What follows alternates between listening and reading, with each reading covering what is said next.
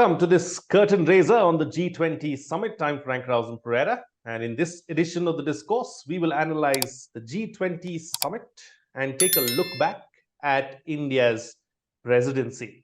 Joining me on the program today are Ambassador Anil Trigunayat, career diplomat, Major General Ashwani Siwach, retired strategic expert, and Professor Swaran Singh, School of International Studies, JNU. Thank you to my guests for joining me on this edition of the Discourse. Ambassador, let me start with you. There's a lot of hype. There's a lot of noise. There's everything happening. Delhi is going to be literally closed for the next couple of days as well as a result of the G20 summit. Something of the kinds we've not seen anytime in the recent past. So all eyes on Delhi for the next 2 days. The eyes were there on Delhi for the past 12 months too. How would you look back at India's G20 presidency leading up to the summit itself? Well, Frank, firstly, thank you very much for inviting me along with our distinguished friends. I would like to say that G20 has been some kind of a festival for India, but at a very difficult moment. The thing is that India took over the presidency when the world is really getting vertically divided. And that was very difficult because this G20 needs a consensus. So that has been the major objective of India, to somehow be a bridge builder, focus on the key issues, and try to bring out the best it can under the given circumstances, and then do it in a style. No other country has ever done it in the way India has managed to do it. Whether you call it Jan Bhagidari, people's participation, or people's presidency, as Jaishankar says, I think that this has been able to focus on India's strengths in being able to be a part of the rule-making process. That is very important in this. Secondly, I think that being a voice of the Global South was one of the most important achievements of India's presidency, because they're the countries that had suffered, and it has a legitimate, I would say, credentials to be able to do so. And so what we did not do was simply presumed what the developing world wanted. India and Prime Minister Modi invited all 125 odd countries to come and share their perspectives, and then took it to the G20 format to push it through as much as it can. And this has been something really good. And I think that eventually the way the style, the 60 cities, in fact, it became sort of everybody seems to know what G20 is, may not know in detail what it entails, but the G20 letters are really inscribed to the minds. And then when you talk about inclusiveness, action-oriented, ambitious, or for that matter, Vasudhaiv Kutumbakam, like the world is one family, or other way put it, one earth, one family, one future. That shows it that you have a human-centric approach and you have a universalistic approach. Now, these are the two things combined are very much required to create sort of a healing, harmony, and hope in today's world. And that's what India has tried to provide under Prime Minister Modi. And I say Prime Minister Modi because he's personally involved in every smallest and minutest detail. I believe that he has visited this Bharat Mandapam several times over to see that it has been done to the perfection. So I think that that is a greatest achievement, that everybody seems to understand it, and we are talking, world is coming first time. All leaders, majority of them, others are being represented. So I hope that we are able to push through all the important agendas. And if you have seen today, Prime Minister Modi's his own op-ed, and simultaneously Jaishankar's his own op-ed there in the Times of India. I mean, it gives you an idea that we are on the right track, and hopefully their sanity will take over the geopolitics. Well, that's an optimistic approach, Ambassador, with everything that's happening around the world as far as geopolitics is concerned. I hope that, sanity prevails at the end of the day, because the world will be a better place, and that's what we need today. General, talking about consensus and talking about sanity, we've seen that Xi Jinping is openly said that he's not going to attend the summit. He has nominated the foreign minister to to attend the summit itself. That comes as as a case of sour grapes more than anything else, is how I would look at it. But do you feel that it has taken away the sheen of the G20 summit itself to some extent, the non-arrival of Xi Jinping and President Putin? Absolutely, Frank, no doubt about it. It would have been far better had Putin and Xi Jinping would have attended G20. After all, it is one of those 20 great economies of the world, which consist of developed and developing countries. And India has made sure that we represent global South. And it was a mixture of the whole world as such. And in case Putin and Xi Jinping would have come, I think it would have sent a very correct message to the whole world when the world is going through a crisis of Russia-Ukraine war. But the difference are too different. As far as Putin is concerned, we must understand, you see, he did not go on for a BRICS summit.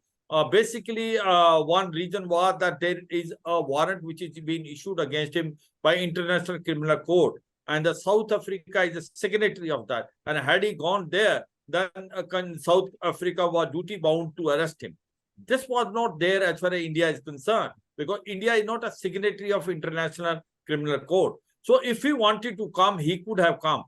But possibly why he had not come is, not for any anti-India sentiment. He wants India to do well because, after all, India has stood with Russia all throughout Russia-Ukraine war. We have displayed strategic autonomy. And the way we are taking more than 30% of our oil need on a discounted rate and helping indirectly Russia is a point to ponder.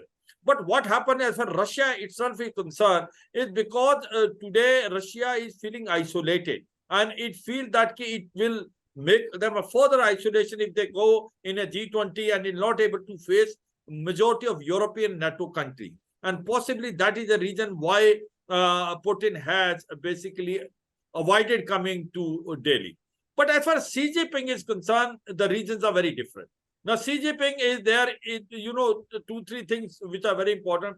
Because today G20 is where you find a majority of European countries are there, developed countries are there, where there is a more of a say of the US, and which is not to the liking of Xi Jinping.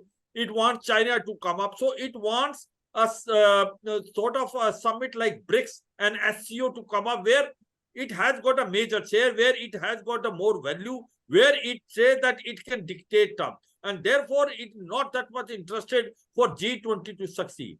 At the same time, the main thing is the leadership of G20 is with India. And it does not want the India to do extremely well.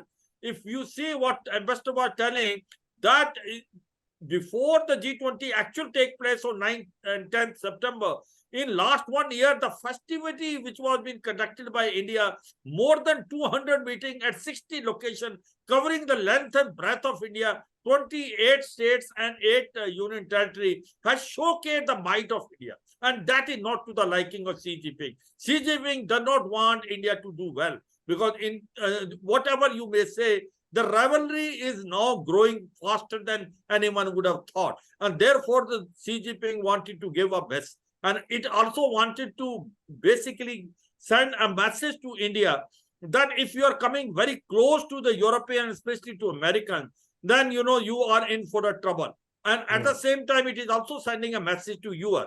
So overall, as far as Xi Jinping is concerned, it has a very different reason than Putin, and both have not come, but India would have liked to have it.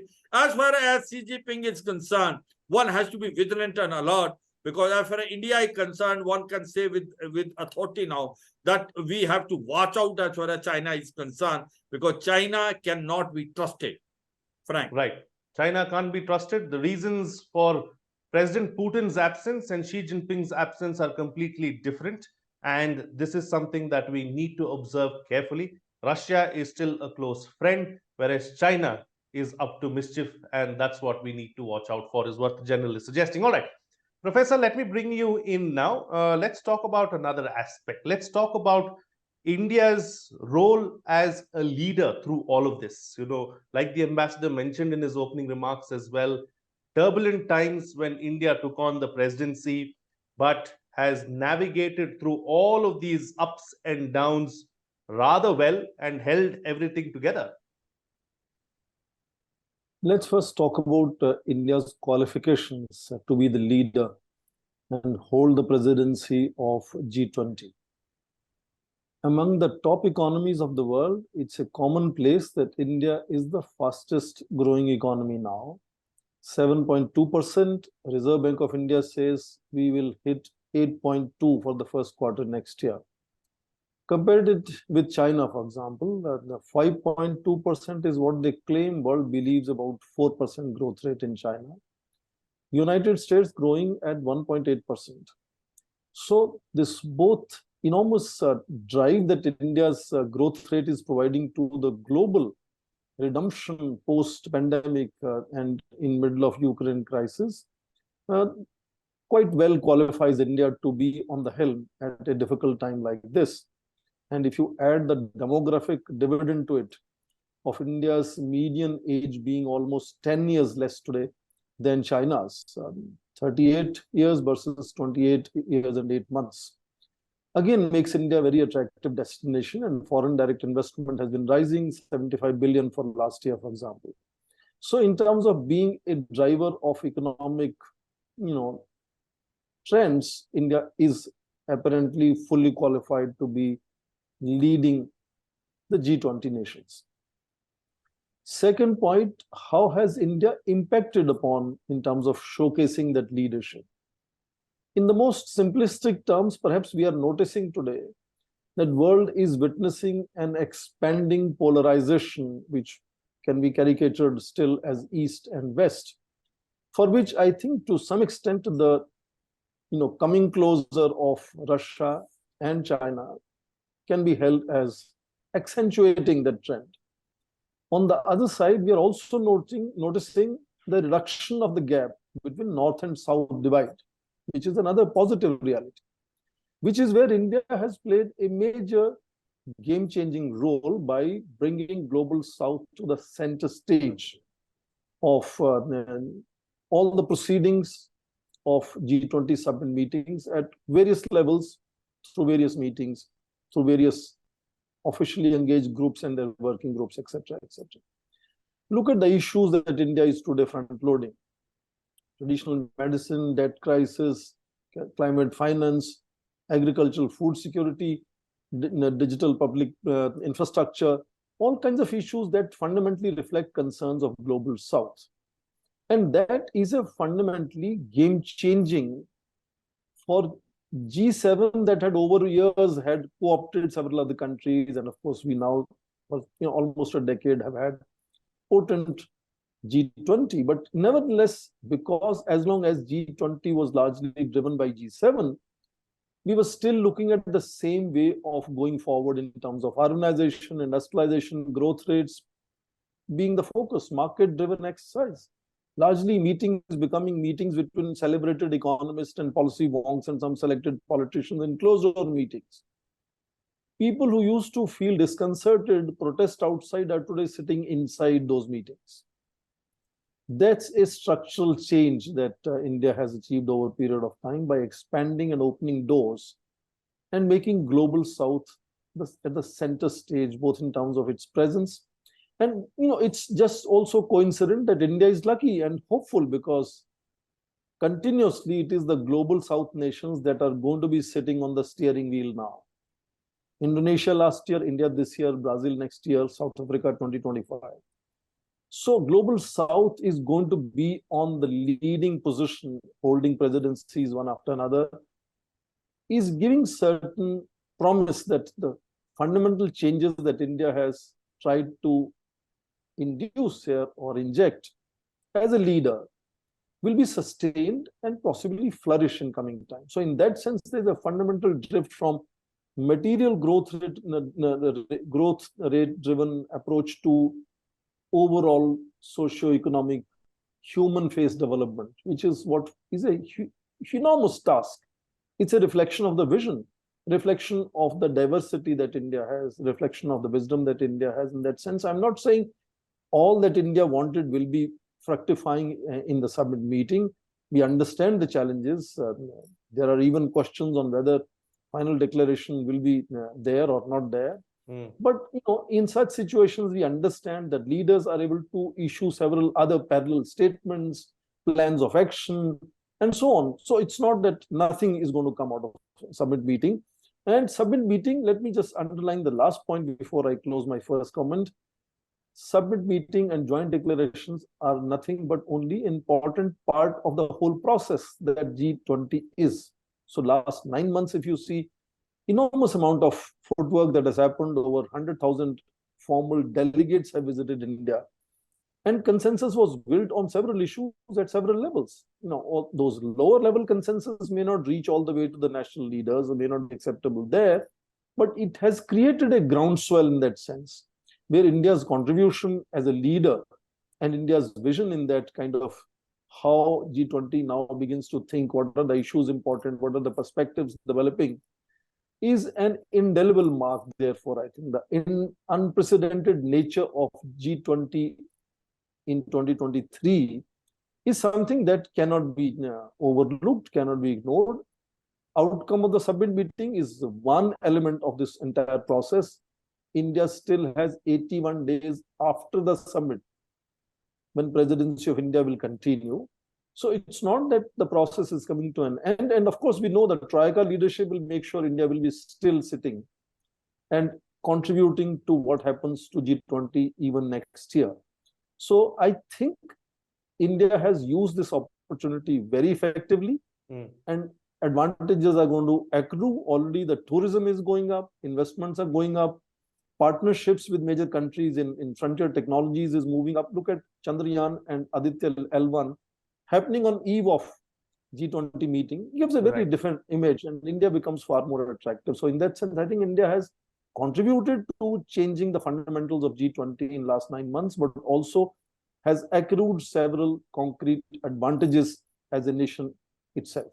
Absolutely. Very rightly said there, Professor. I mean, the stage is set for a grand finale, and India has also set the tone for future presidencies to carry out work in the right way and be true leaders when that position is given to them, be it Brazil or South Africa. It remains to be seen how they carry the baton and go forward. All right. Ambassador, coming back to you now, I want to expand on the point that the professor was just making about how there have been several offshoots, how there have been several other things that have garnered traction as well. For instance, technology transfer. This is something that has been a problem in the past, but more so in recent times, we've seen that technology transfer is happening more conveniently as far as India is concerned. What are some of the other offshoots? What are some of the advantages that India has been able to garner over the last 9 or 10 months? Well, I think that one of the things which is clearly visible on the global scale is that the world acknowledges that India has arrived. That is, the word that whatever India says today matters. It is taken into account. So that is the biggest thing. And as Professor rightly mentioned, that there are these, why it happens is because you are the largest country in the world in terms of population, you are the fastest growing economy, you are the largest democracy, you have all the necessary ingredients today that make you as the biggest. So that, in my view, has been the biggest achievement for India, because it was not only the G20 presidency, we also held the Shanghai Cooperation Organization presidency rather successfully, and participated in BRICS and elsewhere. And you know that at the BRICS also, India was pretty much in a very strong position there compared to some other countries. And so that was there. But as far as direct benefits for India is concerned, one is that the technology is not only incoming in that sense of the term. You know, Prime Minister was in Johannesburg on the eve of BRICS Summit. They were participating in that. At that time, when Chandrayaan 3 went there and overlanded, what did he say? He said that this is the victory of the humanity, and this is in the service of the BRICS and everyone else. So that is the kind of thing, whether it was through vaccine metri or otherwise, what you have done is you have carved out a place for yourself, that India not only can have these kind of mega events rather successfully, but very meaningful interactions in that place. Now you imagine that President Biden coming there. General Siwach spoke about the Xi Jinping and Putin dichotomy and the problems and why they did not come. Of course, it does not really make any difference because China has had its positions. The Russians have had their positions. Some Lavrov has also clarified. So that's why there is a bit of a doubt with regard to the declaration. Because see, this G20 is something that is driven by consensus. Now, if there is no consensus, then even if declaration is not issued, we could not issue any communique. There have been mostly chair statements in most of the working groups and otherwise. But the work that continues, because it's a continuing process in this case. For example, now India Prime Minister has been talking about for many years about the black money. And now this international taxation treaty, which we are talking about, we are focusing on the health. India has offered its own ONDC and the CoWIN and other apps as global goods. Now that is something that India is able to provide for the global south and for anybody else who wants to use it. In that sense, collaborations, R&D, education, health, tourism, all these sectors will benefit India directly and the world. I must say that while we are projecting India across, there will be several initiatives that will be agreed to or have been agreed to as far as we know, because Dr. Jaishankar says that 90 to 95% of the agenda items, there have been clear consensus. So that's all right. I mean, the only that political, how to put the Russia-Ukraine war reference is the only sticking point at the moment. But China has, for example, started objecting to use of Vasudha Kutumbakam. Now, with that kind of mentality, it is extremely difficult to say how it will play out.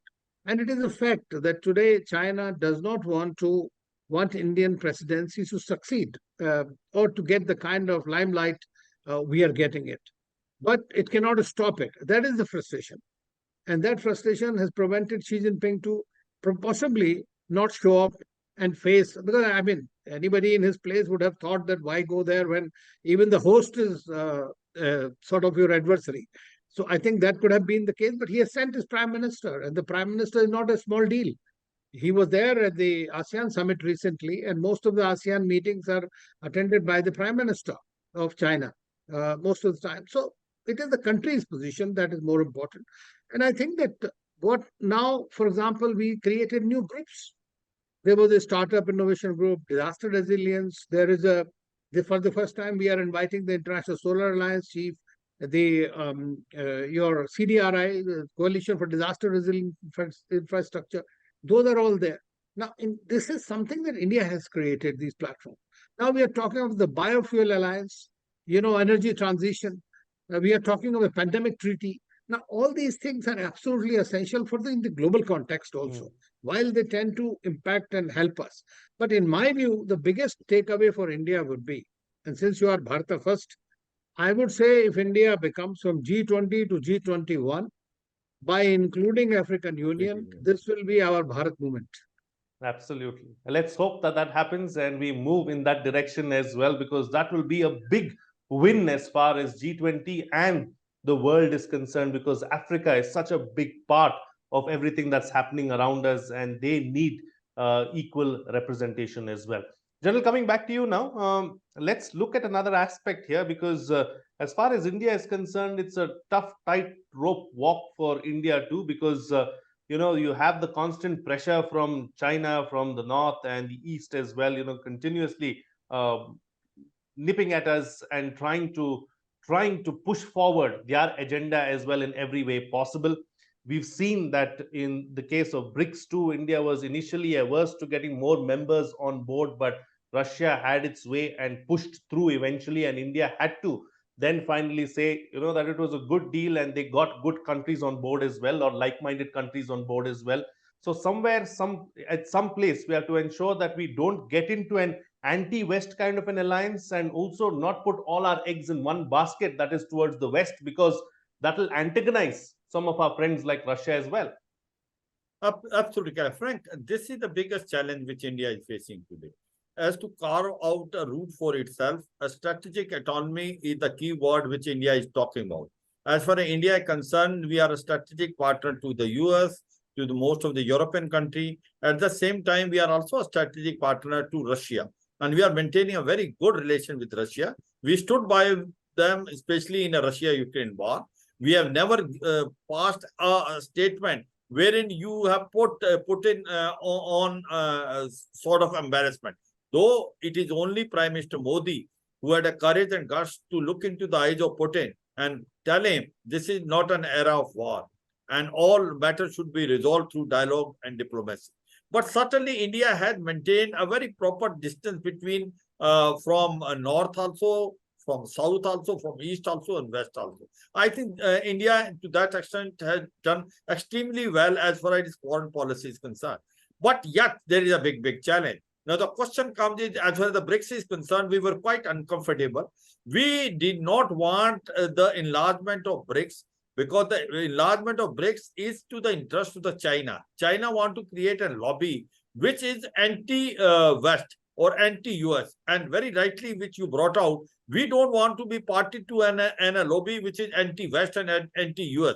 So therefore, we have been telling that in case a new member will be taken in BRICS, it not only there has to be consensus of all the members, but also there should be some SOP and roadmap as to which all countries should be taken and which is the guiding principle. And Brazil was standing with us. But certainly all these countries have taken, if you see it, that mainly they are Saudi Arabia, UAE, Iran, and then Ethiopia and Argentina. So these are the countries where you find that China had the best of the relation. But we also certainly have a good relation, a good working relation with them. But certainly what is going to happen in future is that by taking Global South with us, we have challenged the hegemony of China. You know, of late China was trying to woo African countries, and it is trying to, you know, these were mainly a colonial countries, and they have been always under the shadow of the European countries, and somewhere they have been exploited. But the China has gone there. China has given that Belt Road Initiative. China was also giving them help. But certainly they have realized it, that China is also no friend. The Belt Road Initiative is the one where they are coming into that trap. And here is India, which has come with an open heart, open hand, wherein help them during COVID-19, giving them medicine without any cost. So therefore, today, India is become a voice of Global South. And that is the biggest achievement, I suppose, of G20. In last 1 year, what we have done is, we have showcased that basically Global South also need to be taken care of it. And Global South has to be brought into a world forum. And that is where we have been successful. I think that's the greatest achievement there. But as far as India is concerned, I think we are very clear that we will have a strategic autonomy. We are not going to join any sort of partnership wherein you will create an embarrassment for itself. I think so far we have achieved that. But one thing is very clear. As this Russia-Ukraine war is carrying on, you'll find it that Russia will be economically becoming weaker. The Russia dependence on China will increase. And therefore, the problem will come in, will Russia be helping India exactly the way we expected from them about 2 years back? That is my doubt. Because if I can tell you one thing with certainty, that 40 to 50% of our weapons are still of the Russian origin. But what is the biggest issue is the spare parts. We are still not getting those spare parts which we needed. And as this war continues and as the economic relationship grows between China and Russia, Russia becomes more dependent on China. That is not to our interest. And you will find it, we may be slightly tilting toward Europe and US, especially when there is a chance of India, China having a sort of a war type of scenario from Ladakh to Arunachal Pradesh. We should not take it lightly. I can only say, Frank, with authority, that the relationship between India and China are not to the best of it, especially on our line of export control. And therefore, the question comes in, we have to be now very careful on this nexus, which is now growing up between Russia, China, North Korea, and Iran. And therefore, as the time passes by, our tilt toward US may be slightly more than what we want, because we wanted a strategic autonomy. To that to that extent, we find there is a slight change over to that. We will be more friendly toward Europe and American for our own benefit. And that's why you remember the type of weapons which US and the European countries are given, they have not transferred this technology anytime to any country. They are giving G20, they have given us now the type of engine which now been given to us. We will be having a joint production of that engine within India itself. And also a number of weapons which they have not given, C-17 Gros Marcher, C-130J Apache attack after Rafale, which we got from France. So I suppose this change has come, and you have to accept this change, that our dependence on Russia will reduce surely and certainly in time to come, and you will find it is growing more toward US as well as other European countries. So if you can say that, yes, as the time pass by, you will find it, India will be slightly tilted toward Europe and US to that extent, though we will not be telling this, and we will still say that we are maintaining a strategic autonomy. Frank. All right. General, thank you for saying it as it is and calling a spade a spade. Professor, coming back to you now, talking about challenges, talking about issues, what were some of the biggest issues over the last 9 or 10 months? Because new age 2023 brings with it a new set of problems, a new set of issues as well. How did we overcome them? And, how do we go forward as well? I think, first of all, the biggest issue, even if this was not kind of advertised, was Ukraine crisis. This was always in the subconscious of all levels as to how will ultimately that issue will be tackled, and that issue remains still a major challenge. We saw that at foreign ministers meeting or at finance ministers meeting, that created difficulty in creating a final statement. Other than that, there are issues where India has been able to, convince the world that India can contribute in providing that kind of access to technology. For example, India has been talking about,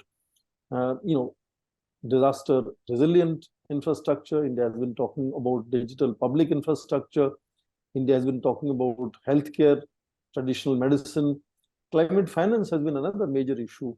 And in that sense, India has been raising issues where it wants to showcase a new model where the sharing of knowledge or sharing of platforms or sharing of technology is not held hostage to whims and fancies, but it's easily made available to those who wish to take that.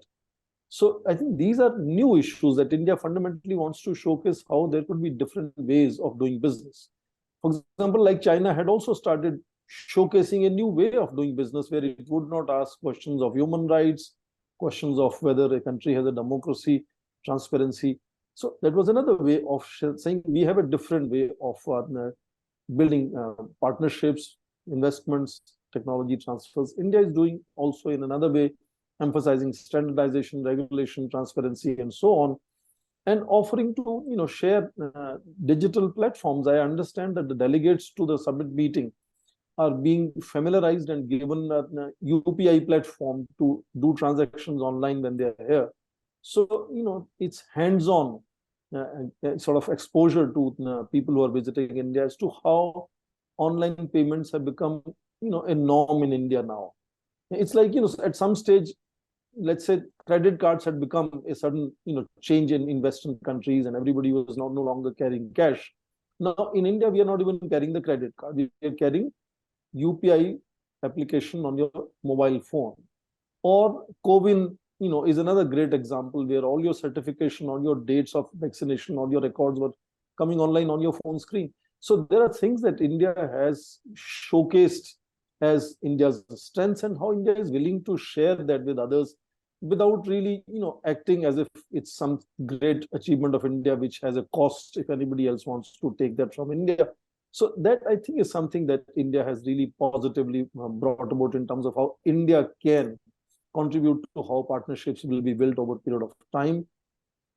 Another major issue, I think, that also is at subconscious level is raising certain irritations now, is the fact that if President Putin or President Xi Jinping would have been able to join the summit meeting, it would have resulted in lot of other areas where India could have showcased its diplomatic finesse and resulted in very, very groundbreaking sort of outcomes in terms of bilaterals we could have achieved. So, G20 is a multilateral meeting, but as Ambassador knows, in all multilateral meetings, a lot more happens on the sidelines. And President Joe Biden himself, 2 days back, put it on record that he was looking forward to meeting President Xi Jinping in New Delhi and will miss that opportunity. So in that sense, the possibility of India contributing to the breakthrough on Ukraine by making some of these people sit face to face and ideally maybe organize a bilateral between them, that would be again something will be amiss, has been on subconscious of India, where not only building consensus on issues of G20, but things that India could have done on the sidelines. Also, for example, for India-China relations, there could have been some way forward in case President Xi was to be in India. You would remember that Prime Minister Modi and Xi Jinping had started this whole informal summits, which was a very innovative way of organizing a very, off the record, without agenda, informal conversation between two leaders, and they were able to showcase, not just build that kind of bonhomie, but you would remember that they would be seen on the board, walking in the woods, or walking around the monuments. That was a way of showcasing the world, a new way of, shall we say, great power relations or emerging powers relations. And in that sense, that kind of innovative component of G20 summit, again, is something that India could have done it, but may not happen now. And, even for China, this would have given China opportunities because, increasingly, the world is getting a little more anxious about, concerns about China. The pandemic showed us that 30% of global manufacturing happening in one country is not something that world can live with. So we are today talking of redesigning supply chains, friend-shoring, onshoring, and so on. It is understandable that decoupling is not possible. World is so deeply intertwined today that complete decoupling is not going to happen, but can transitions happen, piecemeal and peaceful? That is what Xi Jinping's presence in G20 perhaps again could have contributed to making sure that transition takes place, but transitions happen which are of mutual benefit rather than attempt to really ignore other or hurt other if possible. Some of these manufacturing will move to other countries. Some of them will move to India. So that is bound to happen. But things that could have been related to G20 summit meeting, as that is the space or place where some of these breakthroughs happened, understandings were developed. Now, those issues, I think, would be again amiss, were important issues in the backdrop, in the subconsciousness of India's mind. And finally, I think again, another jump for India's visibility around the world. G20 is a great opportunity for India. Absolutely. To showcase to the world. And that kind of showcasing of new India, changed India, confident India, is something which again was on our mind, and we have worked on that direction. And I think to a great extent, we have seen that we have been able to achieve a great deal in that direction of showcasing different India, new India, and the leadership of India in that sense. So I think there are multiple issues that dominated India's psyche when it took the leadership, not just putting forward the global south, which was the most important agenda. Therefore, within 4 weeks of taking off the presidency, India had already hosted the voice of the global south. So that was a plan, already there as to what India wants to do with that presidency. But there were a lot of lingering other issues. Some of them have been successful. Some of them we have moved forward with. Some of them are going to be seen as missed opportunities now. But that's the part of life. That is reality. That is how it happens all the time. I think the package deal looks like attractive, even if there are some areas where we can think that we could have made things better. Absolutely. So that's the nature of the game, and that's the way the cookie crumbles. And at the end of the day, we need to take the bigger wins, and that's what's important. All right, time to get quick closing comments now with what next and the best way forward. Starting first with you, Ambassador. Well, I think that what India has achieved, or we'll see perhaps in the declaration, and I hope it does, will also continue. The best part is that this is now the 4Ds, developing countries, 4 of them together, Indonesia, India, and Brazil and South Africa. Now, although each presidency will have its own focus, but at the same time, the major issues that are impacting the developing countries will remain the focus, and India will continue to work on it, I think, along with the others. While the next is, I think, that multilateral reforms of the multilateral institutions. And I was happy to read that President Biden has also made a very good comment on that today, that there is a requirement for reforming the multilateral development banks or the financial institutions, or rather Bretton Woods. So if that happens, that will be really, I must say, the push that India is giving for that would be very significant. And that would be perhaps be the next agenda items for India. Absolutely. General?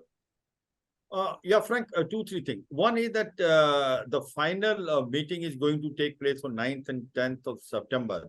But more than 70% of work has been already done by India, doing so many meetings, almost for 220 meetings in 60 cities of the country and covering almost entire length and breadth.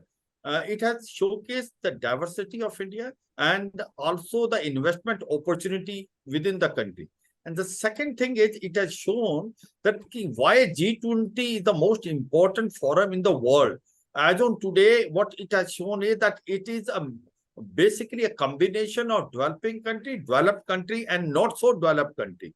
Because by bringing Global South, when those are very, very poor countries, we have brought them also in the same forum. So I think this is going to be a big, big challenge for the countries which are going to host a G20 meeting in future, that the way we have projected the image of G20 and brought it, that the overall development of the world is that if you take the complete world together, that Vasudeva Kutumbam is the correct word. And that's why we say one earth, one family, and one future. The way we have showcased this theme to the world, it is not only theme which we have showcased them in actual in last about 8 to 9 months. It is a point to ponder. I suppose we have achieved greatly, and the way we have now become a voice of Global South, I suppose the Global South, which was a forgotten lot, will now come into forefront. And I suppose what will happen with this is that the voice for India to be part and parcel of United Nations as well as other forum will increase, and you will find the countries coming forward. And also the Asian countries, remember that just before that, the way Prime Minister has gone for India-Asian meeting and East Asia meeting, when Xi Jinping and Joe Biden have given a miss, also gives the indication the importance which India gives to the Act East policy. And overall, I say India has achieved a great, almost about 70 to 80%. And now the presidency acumen will depend on these 2 days of 9th and 10th, when we take the whole world together and showcase that in case this world has to survive, then the world as such has to become a one family, because the future of this family is interlinked with each other. Frank. Absolutely. And Professor, close the show for us with your concluding remarks. Thank you. I think we have spent 45 minutes or plus discussing the foreign policy angle of G20. There is also an important domestic politics angle to the G20. For any rising power, it is very significant to train your citizens, train your common people on the street to be able to understand why is this country, as it rises, is going to invest much more attention, resources in international responsibilities or challenges that it wishes to address at international level. And G20 has perhaps also been an opportunity for India to train and make our own population aware of what is India trying to do, which is beyond immediate direct help for our own citizens. But indirectly, by helping the world, it will also help Indian citizens. So as India grows and begins to take greater responsibilities in global governance issues, as it begins to face more challenges of building consensus in different forums, and that attention of Indian leadership comes at enormous cost. Every hour of your leader is very significant as to where he or she is spending it.